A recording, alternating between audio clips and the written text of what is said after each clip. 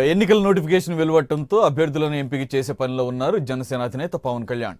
వామపక్షాలతో పొత్తు ఉండడంతో ఇద్దరి మధ్య సీట్ల సర్దుబాటు ఇంకా కొలిక్కి రాలేదు. ఇందుకే పవన్ వామపక్షాలకు ఎన్ని సీట్లు ఇవ్వబోతున్నారు? సీట్ల సర్దుబాటులో ఇద్దరి మధ్య ఒక ఒప్పందం వచ్చే వరకు మిగిలిన స్థానాల్లో అభ్యర్థులను ప్రకటించరా అనే సందేహాలు కూడా వ్యక్తం అవుతున్నాయి.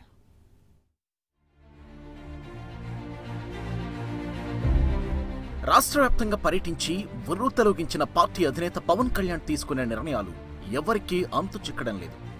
ప్రత్యర్థి పార్టీలు అభ్యర్థులను ప్రకటిస్తున్నప్పటికీ పవన్ మాత్రం ఇంకా అభ్యర్థుల ఎంపిక పనిలోనే ఉన్నారు. ఇప్పటి వరకు 9 మంది ఎంపీ అభ్యర్థులను ఎంపిక చేసి వారిలో 2 మాత్రమే ప్రకటించారు. అభ్యర్థుల ఎంపిక కోసం వామపక్ష నేతలతో సమావేశాలు ఏర్పాటు చేసి కసరత్తు చేస్తున్నారు.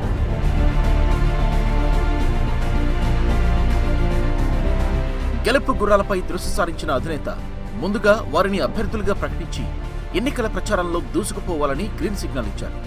దీంతో వారు ఎన్నికల ప్రచారానికి శ్రీకారం చుట్టారు. పార్టీ టికెట్లపై ఆశలు పెట్టుకున్న కొందరు ఆశావహులకు పవన్ మొండి చేయి చూపారు. ఇప్పటి వరకు పార్టీ టికెట్ల కోసం కొండంత ఆశతో ఎదురు చూస్తున్న ఆశావహులకు పవన్ న్యాయం చేస్తారా లేదా అనే అంశం పార్టీలో ఆసక్తికర చర్చగా మారింది.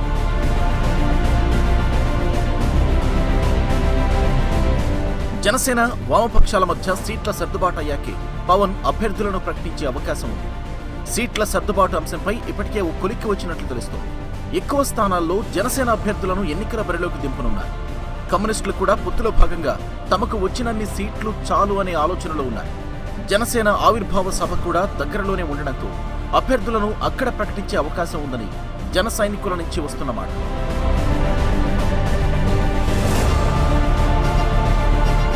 అసలే ఎన్నికల ప్రచారానికి సమయం చాలా తక్కువ ఉండడం, వీటికి తోడు అభ్యర్థుల ఎంపిక ప్రక్రియ మరింత ఆలస్యమైతే జనంలోకి వెళ్లలేమనే భావన అభ్యర్థుల్లో నెలకొంది.